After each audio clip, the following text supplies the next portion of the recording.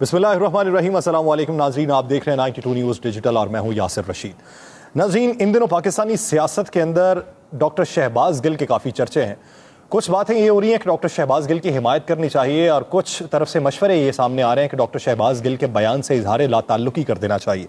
लेकिन कुछ मीम्स भी चल रही हैं इस वक्त मंजर-ए-आम पे।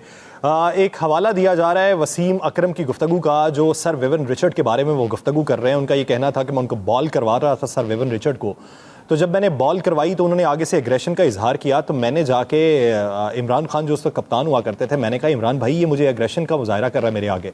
तो उन्होंने कहा कि इसे और ज़ोर से बॉल कर। मैंने फिर और ज़ोर से बॉल करवाई और फिर उसके बाद फिर मैंने जाके कुछ इशारे किए तो वो भी आगे से सीख पा हो गया। उनका ये कहना था कि आखिरकार मैंने उसे आउट कर दिया और उसके बाद मैं ड्रेसिंग रूम की तरफ चला गया।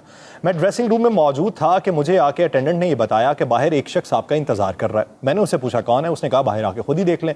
मैं बाहर गया तो कहते हैं कि हाथ में बल्ला पकड़ा हुआ सर विविन रिचर्ड वहाँ पे खड़े हैं और वो ये कह रहे हैं कि तुम बाहर आओ। मैं वापस भागा हुआ गया हूँ। मैंने कहा कि इमरान भाई बाहर सर विविन रिचर्ड खड़े हैं और वो मुझे मारने के दर पे हैं। तो उन्होंने कहा कि तुम्हारी लड़ाई है, तुम खुद जाके लड़ो।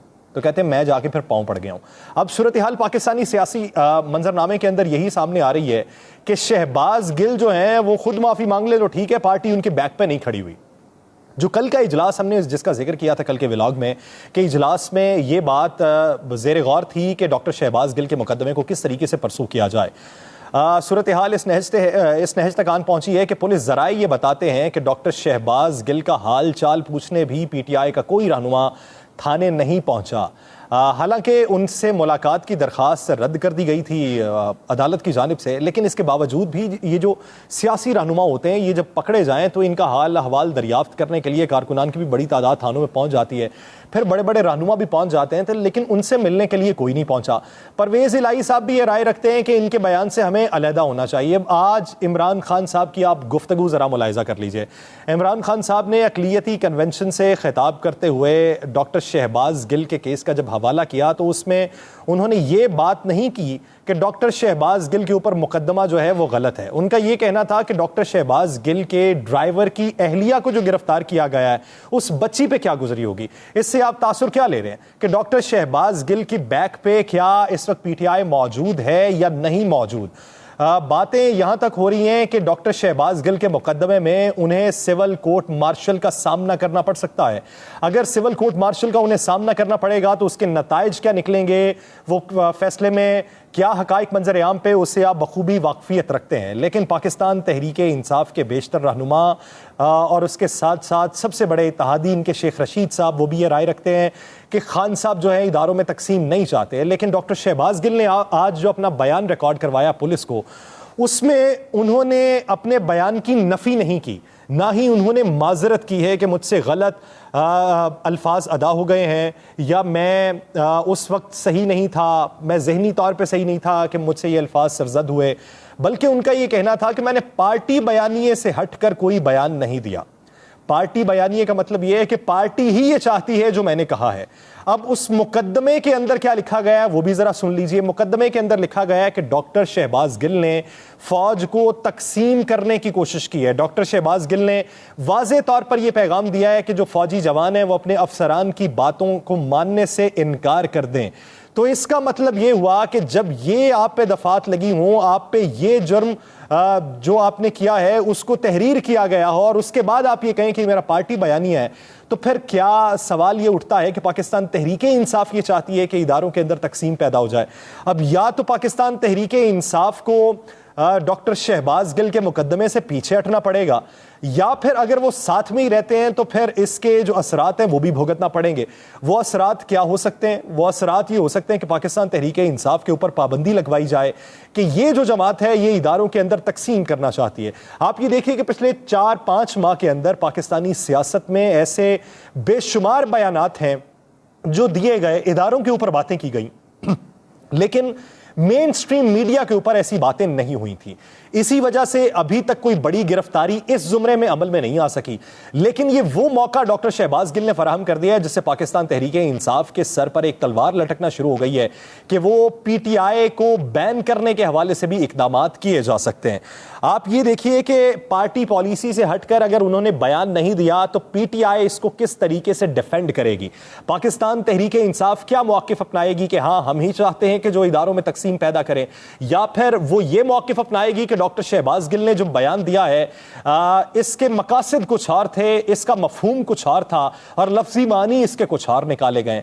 सवाल ये पैदा होता है कि अगर साथ खड़े होना है तो साथ कितनी मजबूती से खड़े होना है, और अगर साथ खड़े होना है तो उसके असरात क्या पड़ेंगे। इस वक्त जो हुकूमत वक्त है वो भी आपके खिलाफ इंक्वायरी का आगाज कर चुकी है। अब आप ये देखिए कि दूसरी जानिब लाहौर में भी एक दरखास्त दी गई है। लाहौर में एक दरखास्त दी गई थाने के अंदर, और उस दरखास्त का मतन क्या है कि राना सनाउल्लाह साहब से खतरा यह है कि वो 15 से 20 किलो हेरोइन जो है वो डॉक्टर शहबाज गिल के ऊपर डाल सकते हैं। अब ये दरखास्त उधर दी गई है कि उन्हें खदशा ये है कि राना सनाउल्लाह के जो अब तक के बयानात हैं उसके मुताबिक वो 15 से 20 किलो मुनशियात का केस जो है वो डॉक्टर शहबाज गिल के ऊपर डाल सकते हैं। ये उस वक्त भी बहुत बातें हुई थी जब राना सनाउल्लाह के ऊपर ऐसा मुकदमा दर्ज किया गया था, और लोगों ने ये बातें की थी कि राना सनाउल्लाह के ऊपर आप कोई और भी मुकदमा दर्ज कर लेते, लेकिन मुनशियात का मुकदमा आपको दर्ज नहीं करना चाहिए था, ये इससे हर्जा सराई हुई है। तो अगर यही वो तर्ज अमल मौजूदा वफाकी हुकूमत अपनाती है तो हजीमत के सामना करने से अलावा उन्हें कुछ भी देखने को नहीं मिलेगा, और ये कम ज़रफ़ी होगी अगर इस तरीके का वो मुकदमा दर्ज करते हैं। आपके पास बेशुमार मौके मौजूद हैं, सियासी हरीफ को आपको दबाने के बेशुमार मौके हैं, लेकिन आपने जिस तरह का कर्ब सहा है अगर आप दूसरों के ऊपर वही प्रैक्टिस आजमाते रहें तो फिर आप में और दूसरों में कोई फर्क नहीं रहता। वफाकी हुकूमत भी उसी डगर पे चल रही है।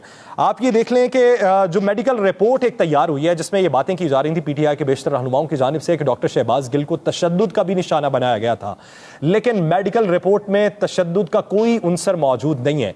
मेडिकल रिपोर्ट ये बताती है कि डॉक्टर शहबाज गिल के ऊपर कोई तशद्दुद नहीं किया गया, ना ही उन्हें उनके जो इल्ज़ामात लगाए जा रहे हैं उनकी जानिब से उसमें कोई सदाकत है। इसके साथ साथ मोबाइल फ़ोन की बरामदगी के हवाले से बेशुमार बातें हो रही हैं। ये कहा जा रहा है कि उनसे जो मोबाइल फ़ोन बरामद हुआ है वो एक डमी मोबाइल फ़ोन था, असल जो मोबाइल फ़ोन है वो उनका जो ड्राइवर था वो लेकर भाग गया, और उनका जो ट्विटर अकाउंट है उससे अभी तक ट्वीट्स हो रही हैं। तो वो मोबाइल फ़ोन के बरामद करने का भी अभी इंतज़ार किया जा रहा है कि वो मोबाइल फ़ोन किस तरीके से बरामद किया जाएगा।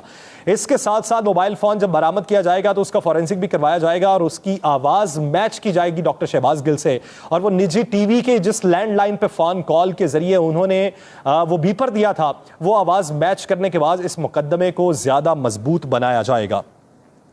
आवाज़ मैच करने के साथ साथ अभी आप ये देखिए कि पाकिस्तान तहरीक-ए-इंसाफ ने पंजाब के अंदर लीगी रहनुमाओं पर मुकदमा करने का भी सोच लिया है। बेशतर रहनुमा ये कहते हैं कि डॉक्टर शहबाज गिल के ऊपर जो मुकदमा था वो उनको मौका देना चाहिए था सफाई का। मौजूदा हुकूमत कहती है कि सफाई का मौका तो हमने दिया, अदालत में पेश कर दिया गिरफ्तारी के बाद, अब उनके वो रिमांड पे हैं, अदालत ने रिमांड दिया है तो जिस्मानी रिमांड पे वो अभी मौजूद हैं, पुलिस मजीद तफ्तीश कर रही है। तो इससे ज़्यादा कानूनी तर्ज अमल और क्या हो सकता है। तो दूसरी जानिब पंजाब के अंदर पीटीआई ने लीगी रहनुमाओं के खिलाफ जो मुकदमात हैं उसमें तहकीकात का दायरा वसी करने की बात कर दी है, और साथ ही साथ ये बात कर दी है कि मॉडल टाउन जो सानेहा था उसके जो किरदार थे उनके खिलाफ भी कार्रवाई का आगाज़ किया जाएगा और करार वाकई सजा दी जाएगी। तो सवाल ये भी बनता है कि पाकिस्तान तहरीक-ए-इंसाफ की जो गुज़श्ता हुकूमत थी पंजाब में, उसमें आपने इस मुकदमे को रियासती लेवल के ऊपर कितना आगे बढ़ाया, कितनी तहकीकात की, कितना तहकीकात का दायरा कार वसी करते हुए आपने कमेटीज़ बनाई, और कमेटी दर कमेटी का वो मामला चलता रहा, लेकिन उसकी हकीकत जो थी, उसके मंदरजात जो थे वो आप ही के जहनों में नक्श रह गए, वो हकाइक मंजर आम पे ना आ सके और मुकदमा आगे ना बढ़ सका। तो अभी भी वही पॉलिटिकल स्ट्रेटजी अपनाई जा रही है कि अगर वो आपको दबाने की कोशिश कर रहे हैं तो आप उनको भी दबा लेंगे। आप ये देखिए कि दूसरी तरफ 25 मई का जो वाक़या हुआ था पाकिस्तान तहरीक-ए-इंसाफ का, उसकी भी तहकीकात का दायरा कार वसी कर दिया गया है। इसी ज़िम्न में DIG बहुत से हैं जिनके तबादले कर दिए गए, तकर्रो तबादलों में 12 SHOs भी ऐसे हैं जो मुअत्तल कर दिए गए हैं। अभी उनके नाम जो हैं वो सीगाए राज में रखे गए हैं, बताया नहीं गया कि वो कौन से SHOs हैं, लेकिन तहकीकात के बाद उनके नाम भी कहते हैं मंजर आम पे आ जाएंगे। आप ये देखिए कि पाकिस्तान के अंदर जो हमारी माशी इस्तेहकाम है वो थोड़ा बहुत आना शुरू होता है तो हमारे यहाँ फिर कोई सियासी अदम इस्तेहकाम पैदा हो जाता है। एक तरफ डॉक्टर शहबाज गिल का वाक़या है जो रियासती लेवल पे चल रहा है। डॉक्टर शहबाज गिल को अगर वो सही है तो उसको दिफा करना चाहिए उनको, लेकिन अगर वो गलत हैं तो वो पार्टी के अगर सर पे डाल रहे हैं सारी बात, तो पार्टी के ऊपर भी बहुत बड़ी कदगन लगा रहे हैं वो। लेकिन आप ये देखिए कि सियासी अदम इस्तेहकाम की वजह से हमारी स्टॉक एक्सचेंज पे क्या असर पड़ता है। एक गिरफ्तारी हुई है और एक गिरफ्तारी के बाद अभी कुछ इशारे ऐसे भी हैं कि पाकिस्तान तहरीक इंसाफ के जो बड़े रहनुमा हैं उनकी भी किसी की गिरफ्तारी हो सकती है। जिस तरह शर्जील इनाम मेमन साहब ने एक इशारा दे दिया है कि जो फॉरेन फंडिंग का केस था उसमें इमरान खान को 7 साल की कैद हो सकती है। वो ये कहते हैं कि वो नाअहल हो सकते हैं और वो कैद हो सकती है। ये ओपन एंड शट केस है और इसको हम हुकूमती सतह के ऊपर आगे बढ़ाएंगे। अब जब इस तरह के बयानात आएंगे तो मुआशी जो इस्तेहकाम है वो कभी भी नहीं आ पाएगा। उसके नताइज आप ऐसे देख लें कि 251 पॉइंट्स की कमी वाक़ई हुई है पाकिस्तान स्टॉक एक्सचेंज में, लेकिन अगर सियासी अदम इस्तेहकाम मजीद बढ़ेगा तो ये मजीद भी कमी वाक़ई होगी। ये सारे का सारा जो चक्कर है ये सियासी सूरत हाल के साथ भी लिंक करता है, हमारा जो मुआशी चक्कर है। इसके साथ साथ जो लंदन में मुलाकात हुई है जिसके बड़े चर्चे हैं कि एक हमारा जो वफाकी सतह के एक वफ्द का जहाज़ जो है वो लंदन में गया है जिसमें हुकूमती सतह के कुछ लोग शामिल थे। वो लंदन में एक बड़ी मुलाकात हो रही है और मुलाकात के नतीजे में आइंदा का लाहेअमल है जो बयान किया जाएगा। और मौजूदा केस को लेकर डॉक्टर शहबाज गिल का जो केस है इसका दायरा कार वसी करने की बातें की जा रही हैं। मौजूदा हुकूमत को ये कुलिया तो मिल चुका है पीटीआई को दबाने के लिए, लेकिन पीटीआई अगर इससे बैकफुट पर खुद को ले जाती है डॉक्टर शहबाज गिल के मामले से तो बहुत हद तक बच भी सकती है। लेकिन अगर वो नहीं लेके जाती तो फिर इमरान खान साहब ने जिस तरफ इशारा किया था कि ये प्लान ये कर रहे हैं कि मुझे नाअहल करवाएं, फिर नवाज शरीफ को वापस लेके आएं और फिर ये कहें कि लेवल प्लेइंग फील्ड है आप सबके लिए, आप चले जाएं इंतखाबात में। तो इसी वजह से लंदन के अंदर एक बड़ी मीटिंग हुई जिसमें यह बात तय की गई कि वापसी का रास्ता किस तरीके से मुमकिन बनाया जा सकता है। अब तो फजा भी वैसी बन गई है कि वापसी का रास्ता खुल सकता है, तो वो फजा को मजीद मौसर बनाया जाए और साजगार बनाया जाए वापसी के रास्ते के लिए। अब देखिए ये कि वापसी के रास्ते के लिए वो जो थर्ड पार्टी है वो किस हद तक मौसर साबित होती है, ये डायलॉग जो है वो किस हद तक आगे बढ़ते हैं और क्या ये एक मेज पे आ जाएंगे। कयास राइयां तो यही जा रही हैं कि मौजूदा हुकूमत और पाकिस्तान तहरीक इंसाफ एक मेज पे बैठ जाएगी और बहुत सी चीज़ों को आइंदा लाहे अमल के नतीजे में मुरतब कर लेगी और इसी नतीजे में ये इंतखाबात में जाएंगे। दूसरी आखिर पे ये बात करूंगा कि 13 अगस्त का जो जलसा है खान साहब का, वो ये कहते हैं कि हकीकी आज़ादी मैं लेकर दिखाऊंगा और आप लोगों को वहाँ पे लेके जाके ये बताऊंगा कि आज़ादी किस तरीके से मिलती है। तो ऑस्ट्रो ट्रफ को उखाड़ दिया गया हॉकी स्टेडियम की, उस पर बहुत सी बातें हो रही हैं कि आप एक तरफ खेल को परवान चढ़ाने की बात करते हैं, दूसरी तरफ आप ये कहते हैं कि मुझ में स्पोर्ट्समैन स्पिरिट भी है, मैंने सारी ज़िंदगी खेल खेला और मुझे ये पता है कि नब्ज़ पे काबू कैसे रखना है। तो आप फिर खेल के एक मैदान को आपने क्यों बर्बाद कर दिया? पाकिस्तान तहरीक इंसाफ की मंतिक समझ नहीं आई कि आपके पास ग्रेटर इकबाल पार्क मौजूद था, आपने 13 अगस्त का चुनाव किया। 13 अगस्त को कुर्बो जवार जो लाहौर का कुर्बो जवार है वहां से बहुत बड़ी तादाद में जो शहरी हैं वो वहां का रुख करते हैं और वहां आते हैं सिर्फ इस ज़िमन में कि शायद यहां पे आतिशबाजी हो, हल्ला गुल्ला करते हैं। अगर आपने 13 अगस्त को इंतखाब किया होता ग्रेटर इकबाल पार्क का तो वहां पे आपका मजमा तो मौजूद होता ही, लेकिन वो रोशनियों को देखने के लिए कुर्बो जवार से आए हुए लोग भी मौजूद होते, जिससे आप ये साबित कर सकते कि पीटीआई ने बहुत बड़ा जलसा कर दिया। अब ये समझ नहीं आई कि मशवरा देने वाला कौन था कि जिसने ये कहा कि ग्रेटर इकबाल पार्क को छोड़िए, आप हॉकी स्टेडियम में कर लीजिए, वहां पे अवाम की बड़ी तादाद आ जाएगी। हॉकी स्टेडियम में करने से तनकीद का तो सामना करना पड़ सकता है, अवामी पजीराई जिस हद तक वो चाह रहे हैं वो मिलती है या नहीं मिलती ये तो वक्त ही बताएगा। लेकिन बात यहां पर आके खत्म होती है कि इंतशार फैलाने की जो सियासत है उससे अगर बैकफुट पे पाकिस्तान तहरीक इंसाफ हो या मौजूदा हुकूमत हो ये चले जाएं तो सूरत हाल बेहतर हो सकती है। बसूरत दीगर अगर आप गलत इकदाम के ऊपर और गलत मौक़िफ़ के ऊपर किसी को सपोर्ट करने जाएंगे तो आपके लिए भी खराबी पैदा होगी और मुल्की सालमियत पे भी सवाल उठेंगे। मुझे दीजिए इजाज़त, अल्लाह ने के बाद।